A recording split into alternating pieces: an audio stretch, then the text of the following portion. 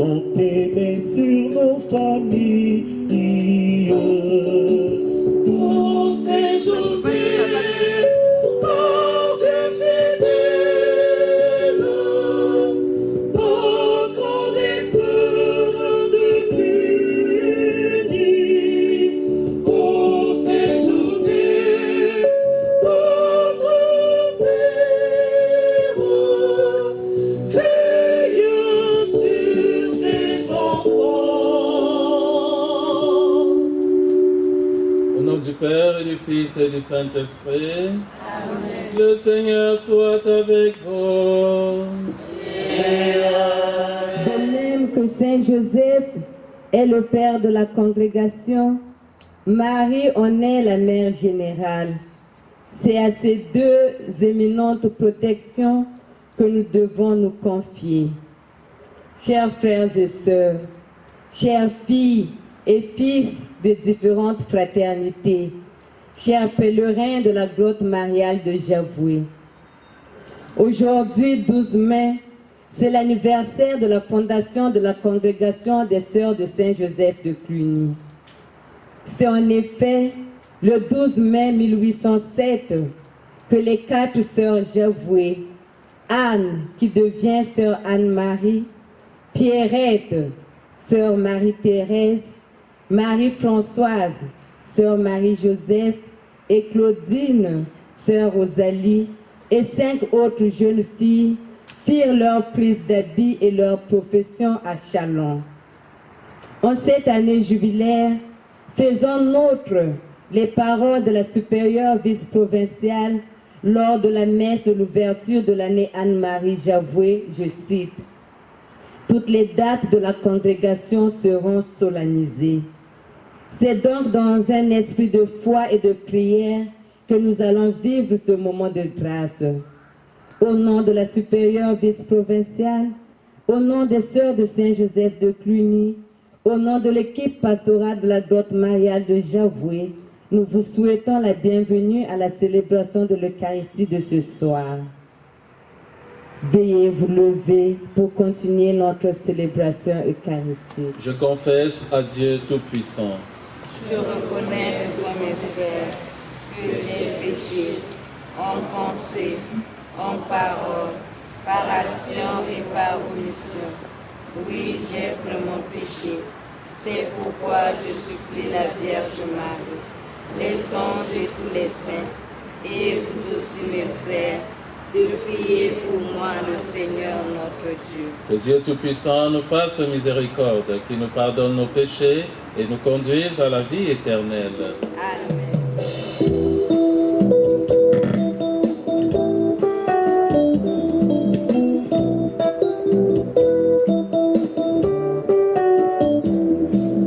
Mena sumukiri fumo nzambi fwila ginda. Mena sumukiri fumo nzambi fwila ginda. Mena sumukiri fumo nzambi gakulahiye. Mena sumukiri fumo nzambi gakulahiye.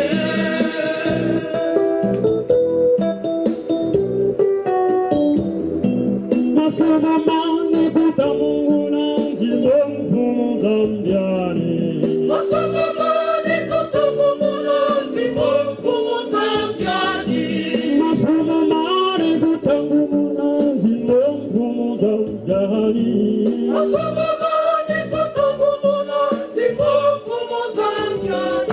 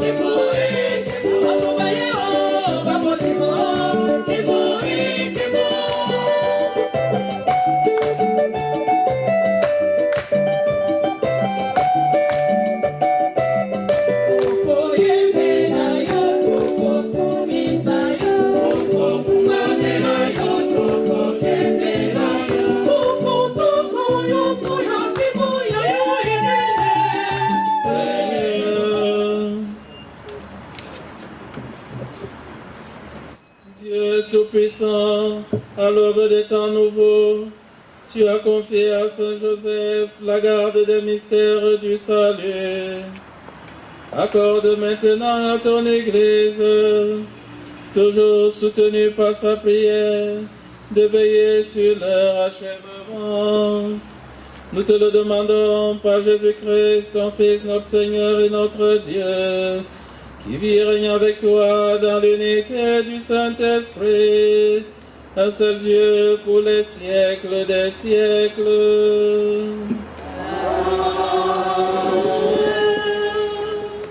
Première lecture. Lecture du second livre de Samuel, chapitre 7, versets 4 à 5, puis 12 à 14 et 16. La parole du Seigneur fut adressée au prophète Nathan. Va dire à mon serviteur David, ainsi parle le Seigneur. Quand ta vie sera achevée et que tu reposeras auprès de tes pères, je te donnerai un successeur dans ta descendance qui sera né de toi et je rendrai stable sa royauté. C'est lui qui me construira une maison et je rendrai stable pour toujours son trône royal. Je serai pour lui un père, il sera pour moi un fils. Ta maison et ta royauté subsisteront toujours devant moi, ton trône sera stable pour toujours. Parole du Seigneur. Nous rendons grâce. À ta promesse, béni soit ton nom. Dieu fidèle à ta promesse, béni soit ton nom. Ta fidélité, je l'annonce d'âge en âge. Je le dis, c'est un amour bâti pour toujours. Ta fidélité est plus stable que les cieux.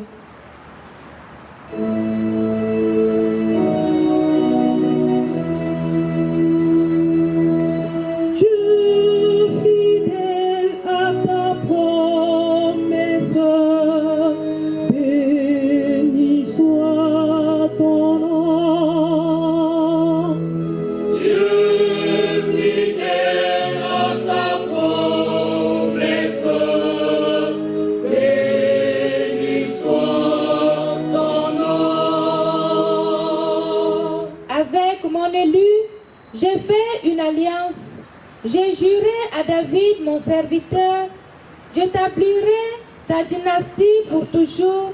Je te bâtis un trône pour la suite des âges.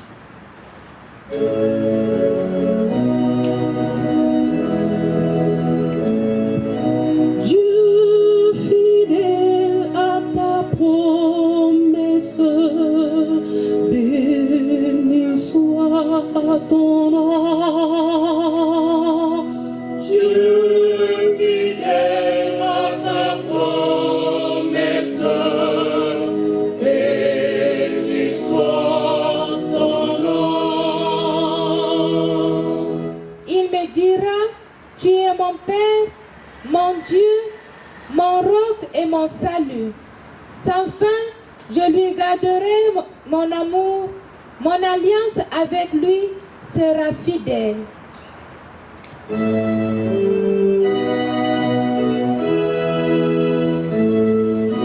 Dieu fidèle à ta promesse, béni soit ton nom.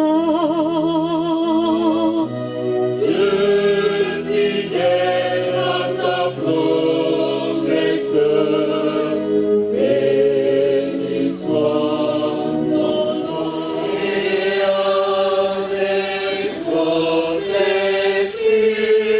Évangile de Jésus-Christ selon saint Matthieu. Gloire à toi, Seigneur. Au chapitre 1er, le verset 16, puis le verset 18 à 21, plus le verset 24a.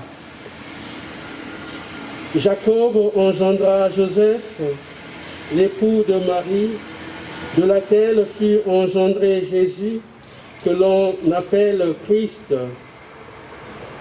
Voici quelle fut l'origine de Jésus-Christ. Marie, la mère de Jésus, avait été accordée en mariage à Joseph. Or, avant qu'ils aient habité ensemble, elle fut enceinte par l'action de l'Esprit Saint. Joseph, son époux, qui était un homme juste, ne voulait pas la dénoncer publiquement. Il décida de la répudier en secret. Il avait formé ce projet lorsque l'ange du Seigneur lui apparut en songe et lui dit: Joseph, fils de David, ne crains pas de prendre chez toi Marie, ton épouse. L'enfant qui est engendré en elle vient de l'Esprit Saint.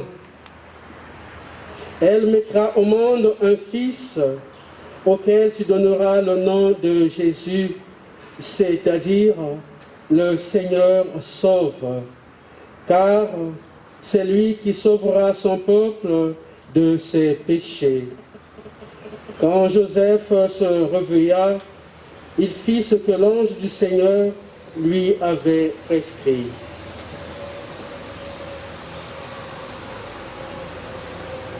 Acclamons la parole de Dieu.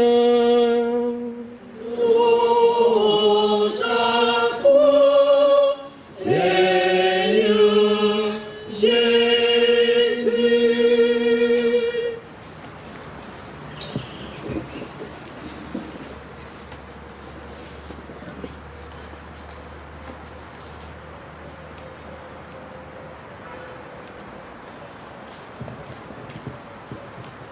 Matondo tata zambi matondo matondo matondo matondo tata zambi matondo matondo matondo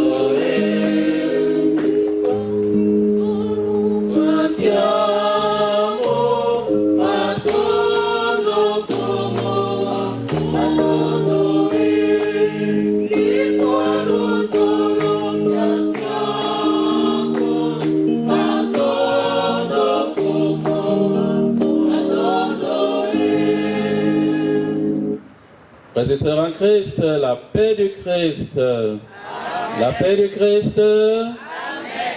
Voilà, nous avons remarqué que toutes nos sœurs, presque toutes nos sœurs, sont vêtues de blanc, qui est la couleur de la solennité, qui est la couleur qui donne le ton à la célébration que nous sommes en train de vivre.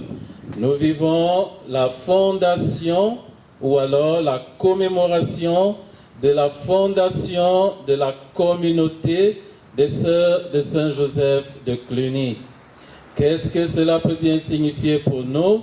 Le sens de cette célébration vient tout à fait comme par hasard à la croisée de plusieurs autres événements qui se rencontrent.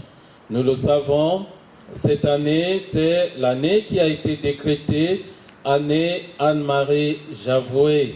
Et cette année qui va du mois d'août, qui a commencé depuis le mois d'août dernier et qui s'achève en juillet.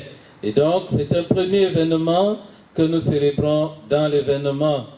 Le deuxième événement que nous vivons également dans cet événement est l'année de Saint-Joseph. Nous le savons, le pape François a décrété une année de Saint-Joseph depuis le 8 septembre dernier et qui va s'achever le 8 septembre.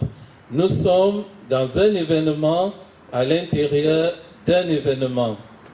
Il se trouve également que le mercredi dans l'église est consacré à la dévotion à Saint Joseph. Cela fait un troisième événement dans l'événement que nous célébrons aujourd'hui. Et finalement, l'événement que nous célébrons, c'est tout simplement ce que signifie le mot Eucharistie. Et c'est pourquoi nous avons commencé par un chant d'action de grâce. Le mot Eucharistie veut dire action de grâce. Et nous voulons donc dire merci à Dieu. Nous voulons dire merci à Dieu parce qu'il a accompli des merveilles pour nous. Parce qu'il a accompli des merveilles sous nos yeux. Et nous sommes les témoins de ce que le Seigneur ne cesse de réaliser au milieu de nous. Il se trouve donc que le Seigneur a bien voulu que quelque part dans le monde, une jeune femme, une jeune dame, âgée seulement de 28 ans, Anne-Marie Javoué, fonde la communauté des Sœurs de Saint-Joseph de Cluny. Nous retrouvons donc tous les événements que nous célébrons aujourd'hui à travers la personne et la figure de la bienheureuse Anne-Marie Javoué. La paix du Christ. Amen. La paix du Christ. Amen. En disant bonne fête à nos bien-aimées sœurs qui nous accueillent dans cette communauté, je voudrais que nous puissions revenir d'abord au texte de la liturgie de ce jour. Nous avons choisi pour cela, pour un événement spécial, pour un événement particulier, les textes que nous avons entendus le 19 mars à l'occasion de la célébration de la solennité de Saint-Joseph.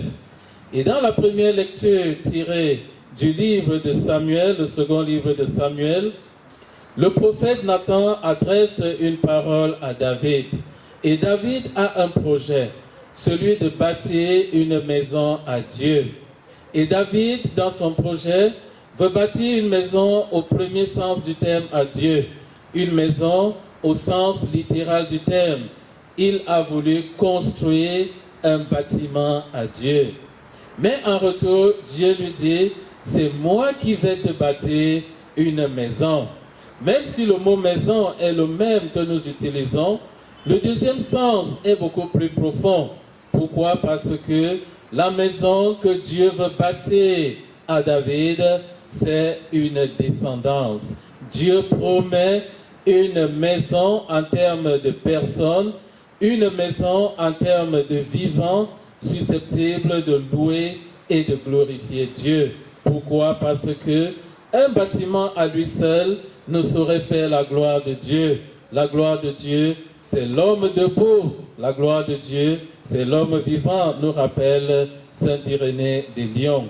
Et donc cette première lecture nous rappelle que le plan de Dieu, le projet de Dieu, lorsqu'il rencontre le projet de l'homme, le projet de l'être humain, eh bien, il y a tout un mouvement qui se fait. Il y a tout un mouvement de compréhension d'abord. Pourquoi? Parce que autant les cieux sont éloignés de la terre, autant aussi nos pensées peuvent être éloignées de celles de Dieu. Et de la même manière, le Seigneur nous rappelle à travers l'histoire de David que nous aussi, nous sommes appelés à bâtir une maison à Dieu.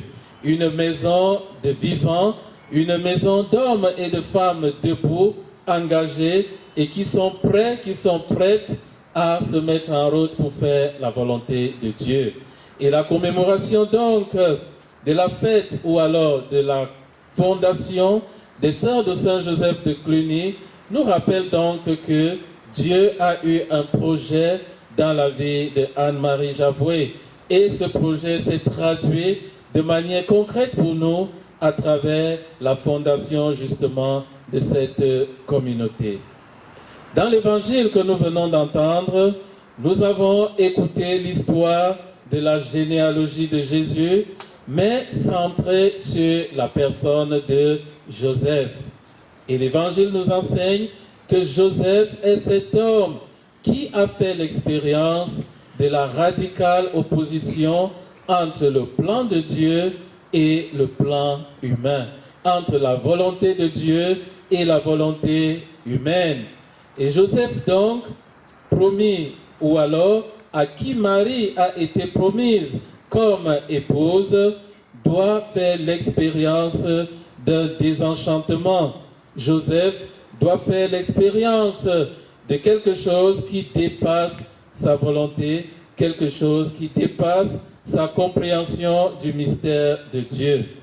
Et donc Joseph accepte cette situation qu'il vit, à savoir la crise qu'il rencontre à l'intérieur de lui-même et la crise qu'il vit dans son projet de prendre Marie pour épouse. Et donc Joseph fait déjà l'expérience de la crise, et la Sainte Famille de Nazareth, elle aussi fait l'expérience de la crise. De la même manière aussi, nos familles sont en crise. Parfois, nous vivons des situations dramatiques dans nos familles. Et c'est la raison pour laquelle la célébration de la fête de Saint Joseph est avant tout une fête de la famille. Et la célébration de la fondation de la congrégation des sœurs de Saint Joseph de Cluny est également la célébration de la vie en famille, une famille religieuse unie autour d'un même projet, à savoir celui de répondre à l'appel de Dieu et de se mettre effectivement en route pour accomplir la volonté de Dieu. La paix du Christ. Amen. La paix du Christ. Amen. Eh bien, Joseph qui vit cette crise dans sa famille doit prendre une décision. Et Joseph prend une décision qui est contraire aux coutumes de son époque. Parce que nous le savons, lorsque une femme, malheureusement une femme, est surprise en flagrant délit d'adultère, ou alors lorsqu'elle déshonore son mari dans la mentalité de l'Ancien Testament, eh bien cette femme doit d'abord être répudiée et ensuite elle doit être lapidée. Et donc Joseph qui sait que Marie se trouve enceinte par une volonté qui n'est pas la sienne, par une action qui n'est pas la sienne, eh bien Joseph avait le devoir, du point de vue de la culture juive, de dénoncer Marie afin qu'elle soit punie pour cela. Joseph accepte donc de se comporter en homme juste. Et qu'est-ce qu'un homme juste? C'est d'abord celui qui accomplit la volonté de Dieu. Un homme juste est celui qui comprend que c'est la miséricorde que Dieu veut et non les sacrifices. Un homme juste, c'est celui qui ajuste ses paroles, ses actions, sa volonté à la seule volonté souveraine de Dieu. Et Joseph nous montre donc que si nous voulons vivre notre cheminement avec le Seigneur, si nous voulons marcher avec le Seigneur sur les chemins de la vie, eh bien, nous devons apprendre à renoncer à nous-mêmes. Et c'est ce que fait d'ailleurs Joseph lorsqu'il accepte à la demande de l'ange de renoncer à son projet de répudier Marie en secret. Que peut bien avoir comme portée ce que nous venons d'entendre par rapport à l'événement que nous célébrons aujourd'hui? Nous l'avons dit tout à l'heure, l'année Anne-Marie Javoué nous permet de prier avec le Seigneur, de prier en famille religieuse, mais surtout de prier en tant que communauté chrétienne pour demander une grâce particulière. C'est celle de la canonisation de la bienheureuse Anne-Marie Javoué. C'est donc une grâce que nous voulons demander de manière toute spéciale au cours de cette Eucharistie, parce que c'est le fruit que nous espérons obtenir en juillet au terme de cette année Anne-Marie Javoué. Notre prière se poursuit bien entendu jusqu'à la célébration de cette année de Saint Joseph. La fondation d'une communauté religieuse, comme c'est le cas pour l'événement que nous célébrons aujourd'hui, qui inclut en même temps la prise d'habits, mais aussi la profession religieuse de 9 jeunes filles, de 9 jeunes femmes qui acceptent de renoncer à certains projets de vie pour se conformer à répondre à l'appel de Dieu.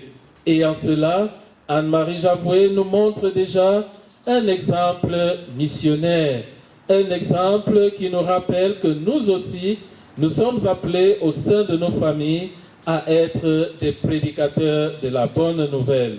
Et Anne-Marie Javoué, peut-être nous ne l'avons pas bien entendu, a fait sa première profession religieuse avec ses sœurs de sang, ses sœurs de même famille. Et donc, l'idéal qu'elle a porté en elle-même s'est transporté non seulement autour d'elle à travers toutes les personnes qu'elle a pu mobiliser autour de ce projet, mais également dans sa propre maison. Et célébrer donc la fondation de cette communauté religieuse, en même temps que nous faisons mémoire de Saint Joseph, c'est également prier pour nos familles, afin qu'elles soient également des lieux où la bonne nouvelle est annoncée, des lieux où l'évangile de la prédication est prêché, justement, où l'évangile de la bonne nouvelle prend ses racines pour devenir un ferment, pour devenir une force qui nous met en mouvement et qui nous fait prendre des actions, poser des actions pour la gloire de Dieu. La deuxième chose que nous pouvons également retenir de cet événement que nous célébrons aujourd'hui, c'est l'inattendu de Dieu dans le projet de Anne-Marie Javoué. Nous l'avons vu avec David, comment Dieu l'a rejoint là où il n'espérait pas que Dieu le rejoindrait. Nous avons vu avec Joseph comment Dieu l'a touché là où il n'espérait peut-être pas que Dieu le toucherait. Eh bien, un épisode de la vie de Anne-Marie Javoué nous montre également comment Dieu a su la saisir là où elle s'y attendait le moins. L'histoire de la vie de Anne-Marie Javoué, qui nous a été racontée il y a quelques semaines par la sœur Adrienne lorsque nous avons célébré la Saint-Joseph, raconte que Anne-Marie Javoué a voulu faire appeler sa communauté ou alors sa maison de la maison Saint-Bernard. C'est d'abord Saint-Bernard qu'elle a voulu prendre comme étant tuteur de son projet. Il s'est trouvé tout à fait par hasard que le prêtre qui était là lors de la célébration de cet événement lui a demandé, au lieu de prendre Saint-Bernard, pourquoi ne pas prendre Saint-Joseph? Parce que Sainte Thérèse d'Avila avait choisi de mettre sa première maison religieuse sous l'autorité de Saint Joseph. Et ensuite, parce que le curé lui-même s'appelait Joseph. Et donc, cet événement tout à fait fortuit est devenu le cœur même de ce que nous vivons aujourd'hui. Le Seigneur a su entrer de manière inattendue, il a su faire irruption dans l'histoire et dans le projet de Anne-Marie Javoué, en changeant son désir de se consacrer à Saint-Bernard pour se consacrer plutôt à Saint-Joseph. Et je crois que le Seigneur a su, à travers cet événement-là, sceller quelque chose qui donne tout son sens à ce que nous vivons aujourd'hui. La paix du Christ. Amen. La paix du Christ. Amen.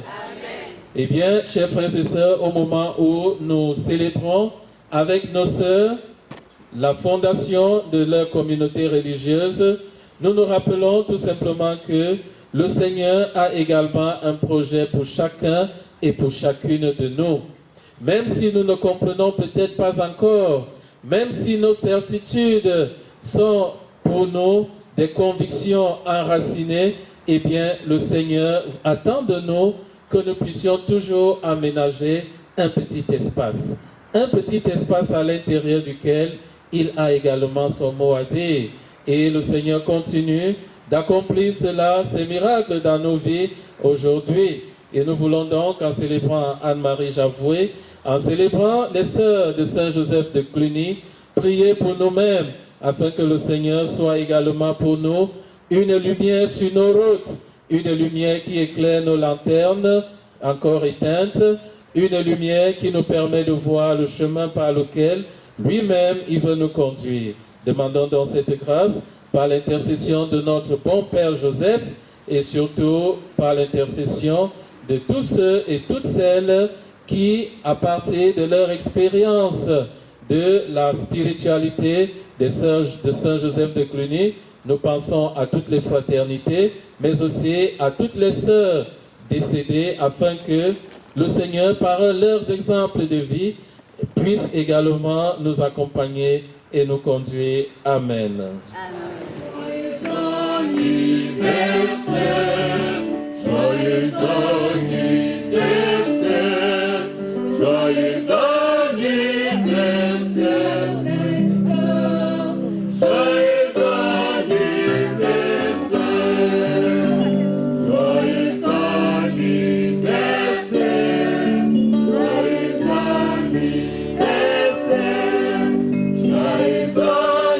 anniversaire, messieurs.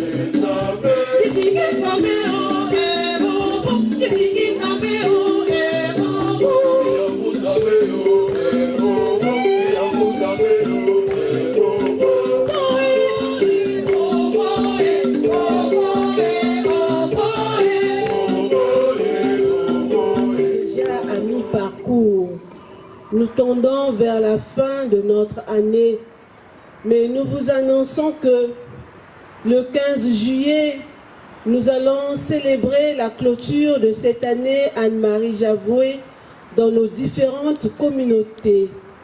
Et avec vous, il nous reste encore le rendez-vous du 15 juillet ici, comme communauté, le 15 août, fête de Marie, et la clôture, ensemble en province, nous la vivrons avec vous le 16 octobre. Donc le lendemain du 15, puisque le 15 octobre c'est un vendredi, et donc nous avons choisi le 16 octobre pour vivre la clôture de l'année Anne-Marie Javoué avec vous. Le Père a dit c'est une année de grâce. C'est vrai, c'est une année de grâce pour nous. Nous avons commencé avec l'année Anne-Marie Javoué. Ensuite, le pape nous a fait cadeau avec l'année Saint-Joseph. Et cette année, nous célébrons aussi les 50 ans du doctorat de Sainte Thérèse d'Avila, qui est une grande figure pour notre congrégation, la protectrice de l'œuvre de la congrégation. Et donc, on la célèbre le 15 octobre. Et ici, faire la clôture de notre année Anne-Marie Javoué, le 16 octobre, c'est une manière de faire aussi mémoire de cette grande figure. Et n'oublions pas que la béatification d'Anne-Marie Javoué avait eu lieu le 15 octobre. Donc nous rassemblons tous ces événements pour vivre ensemble avec vous ce grand jour du 16 octobre. C'est un rendez-vous. Je pense que vous pouvez déjà regarder dans vos agendas et marquer ce jour pour qu'ensemble nous puissions voir comment vivre effectivement ce jour de clôture de l'année Anne-Marie Javoué. Nous avons commencé ici avec la prière. Nous cheminons ensemble avec la prière et nous voulons clôturer aussi avec vous. Et donc, c'est une grande joie pour nous de vous avoir comme amis, mais aussi comme fils et filles d'Anne-Marie Javoué. Et donc, nous vous souhaitons bonne route et rendez-vous pour les prochaines fêtes autour de notre bienheureuse mère. Merci. Qui vous a appelé, soyez saints vous aussi. Dans toute votre conduite, puisque l'Écriture dit, soyez saints, car moi je suis saint. Prions le Seigneur. Béni sois-tu, Seigneur, toi le seul saint, qui nous donne dans les saints des témoins de ta sainteté et des modèles à imiter. Bénis cette statue. Bénis ceux et celles qui vont vénérer en elle Saint Joseph, ton serviteur, notre saint patron. Et donne à ceux et celles qui vont t'invoquer par lui de vivre ici-bas de manière à avoir part un jour à l'héritage des saints dans la lumière. Par Jésus le Christ notre Seigneur.